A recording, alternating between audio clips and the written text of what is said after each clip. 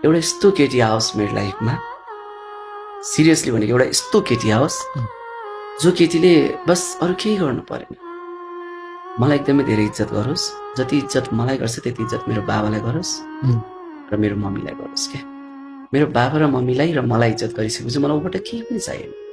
म उसले भनेको हरेक कुरा मान्छु, उसले भनेको हरेक कुरा पुर्याउन नसके पनि उसको साथ म हरेक टाइममा उसकै साथ हुन्छु होइन। उसले मलाई यति होस्, उसले मलाई कहिले केही कुरा नडाँटोस्, जे कुरा खुलेर भनोस्, एभ्री कुरा के श्रीमान श्रीमती बिच कुनै पनि यस्तो चिज हुनु भएन जुन कुरा चाहिँ म श्रीमानलाई सेयर गर्न सक्दिनँ। क्या सबै कुरा सेयर गरौँ, क्या त्यस्तो मान्छे होइन।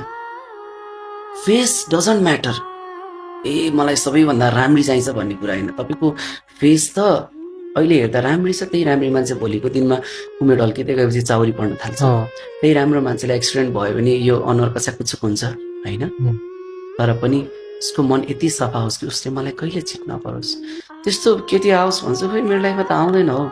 मान्छेले भन्छ बिहे गरिसक्यो होला भन्छ, कोहीले के भन्छ, कहाँ छ हौ, आइदेऊ न हौ, छ भने मेरो लाइफमा फ्रिरहेको छु बिहे गर्नको लागि।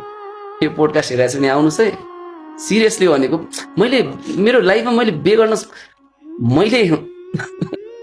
मैले बिहे गरेँ भने मेरो बुढीलाई यहाँ ल्याएर म इन्टरभ्यू दिन्छु है तपाईँसँग।